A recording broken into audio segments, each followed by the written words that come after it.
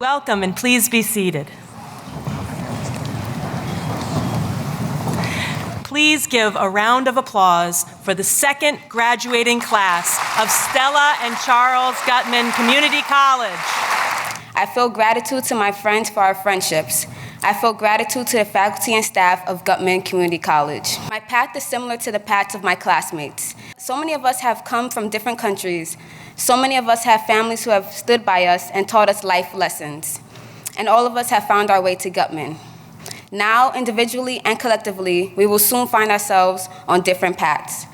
Many of us graduates could cite the numerous friends and family and faculty and staff who have helped us at Guttman. The names might be different, but the underlying sense is the same. We feel such gratitude. Like many of my fellow students, I have faced hardships along the way, but what kept me going was the idea of success. Every day, I was encouraged by my fellow students and our faculty to work hard and be successful. They have sacrificed so much for me to be here today as the first college graduate of my family. It does seem like yesterday that I was standing at the opening in your beautiful atrium, in your Guttman building overlooking Bryant Park, and even then at the college's official christening in August 2012, I was impressed by the incoming students I had the pleasure to meet. Guttman was established, as you know, with the goal of improving graduation rates and better preparing students for ongoing studies, which is what it has done. Congratulations to everyone. You are very special. I'm going to say something not in my prepared remarks, and I'm going to say it 3 times, and all of you are going to say to yourselves, he's already said that. But I'm going to say it again anyway. This is about you, and you, the 156 graduates, represent our future. Maya Angelou said something really important to your future. People won't remember you for the things that you said, and people won't remember you for the things that you did, but people will remember you for the way you made them feel. As part of the inaugural class, many of us tired of hearing the phrase that we were guinea pigs at the experimental new college, I want to tell you we are so much more.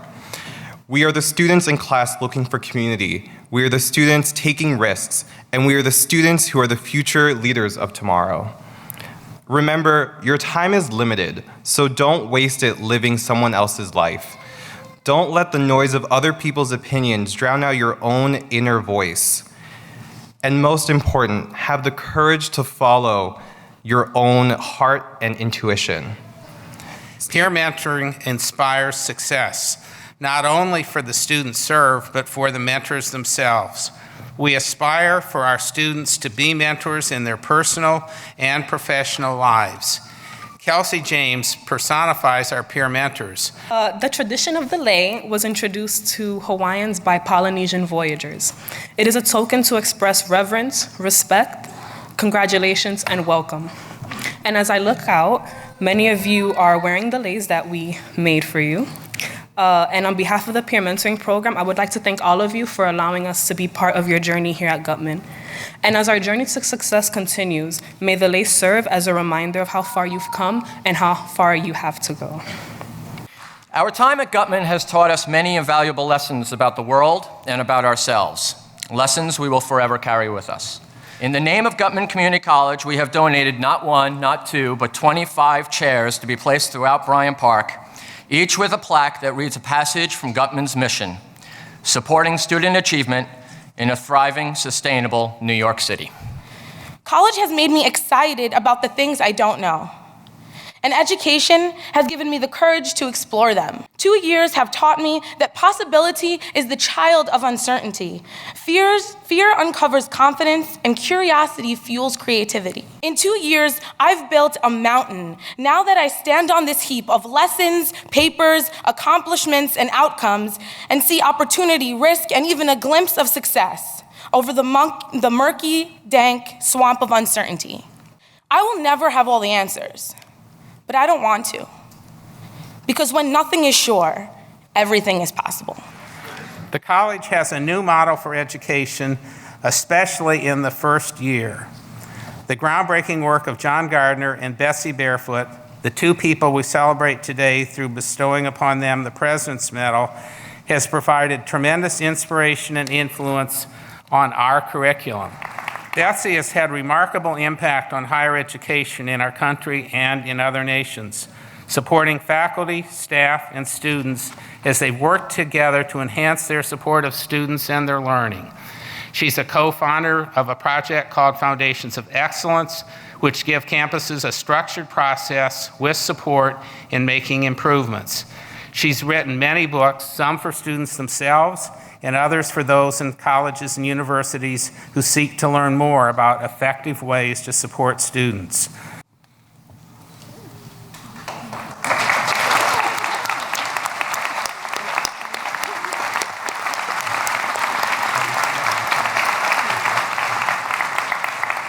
I stayed out of college for 10 years, and during that time I had 3 children. But I finally returned when I was 30, and I never stopped until I became Dr. Betsy Barefoot. Now, what I want to say to you today, those of you who are receiving an associate's degree, is don't stop. For me, and perhaps for you, life sometimes gets in the way. You'd like to keep going to school, but you have to work or take care of your children or another family member or deal with a major crisis. And that's okay. If you have a dream, it will always be there waiting for you whenever you're ready for it. And that's one of the really neat things about higher education in the United States. You can change directions, you can stop out and come back, and even wait 10 or 20 years to pick up where you left off. It's my honor to name John Gardner, one of the Giants, the recipient of the President's Medal.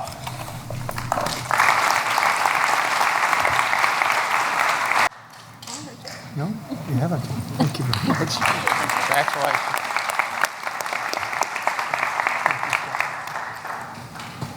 I want to tell you that this is not like any other commencement I've ever participated in, including the several ones that were from my own graduation. This is as it should be. This is the most student-focused commencement I have ever been a part of. This is a bold educational experiment. When this college was started, there were a lot of cynics who said, this will never fly. It cannot succeed. It just won't work. You have proved them wrong. The question was, could a public university system design a new type of community college that is not like any other in the country and have success rates unlike any other in the country? And you are the answer, and the answer is a resounding yes. CUNY could do this. CUNY did do this. Only CUNY has done this. Only Guttman has done this. Only you did this. You agreed to sacrifice more time away from your family, your responsibilities, than any other community college students in the United States. You stuck with the program. You did what the Guttman told you to do. You did things the Guttman way. You got up in the morning. You came no matter what the awful New York weather. You met your responsibilities to the university and to your family and your employment. You had courage, you had perseverance, you have what we now call grit. If you can keep your head when all about you are losing theirs and blaming it on you, your life is replete with challenges and accomplishments. Both come with lessons of opportunities for growth, and I encourage you to understand and appreciate the benefits of both.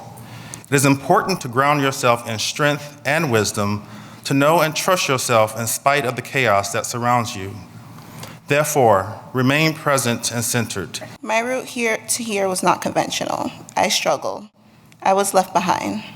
I fell through the cracks, forgotten by the system. Rejected by all the four-year CUNY schools, my ego was crippled, flitted about. My intellect questioned. At some point, I internalized my failure, even ascribing it to my identity. I was a failure. Guttman was different, I guess, after you broke the ice. My ambition was not imaginary or invisible, but rather embedded in every flick of a pen, every click of a computer, and every monotonous train ride to and from school. But sure as the sky was blue, I endured, relying on the faith that there would be an effervescent rainbow awaiting my company on the other side of this rattling storm. My internal mockery of those that wronged me was not unwarranted. I wouldn't rebuke their claims or engage into heated debates about my own abilities. I would not say anything at all. I knew what I was capable of. Instead, I would let my litany of successes do all the talking. It's pretty loud now, huh? The bond and relationships that I have formed here have transformed me into a better person. I became the Guttman culture. Today, I leave Guttman, but Guttman will certainly never leave me. All right, here's the big sentence, one and all. President Evenbeck, I have the honor of presenting to you the college's candidates for graduation, and I respectfully request that you confer upon them degrees to which they are qualified.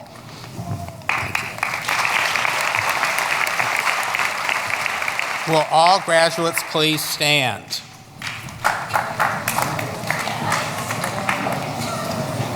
By the authority vested me by the Board of Trustees and upon the recommendation of the faculty, I confer upon all of you who have completed the respective requirements the degree of Associate in Liberal Arts and Sciences, Associate in Human Services, Associate in Business Administration, Associate in Urban Studies, and Associate in Applied Information Technology with all the rights, privileges, and responsibilities pertaining thereto.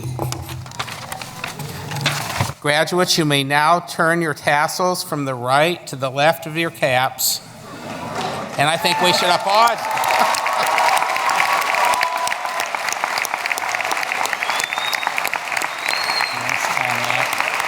Okay.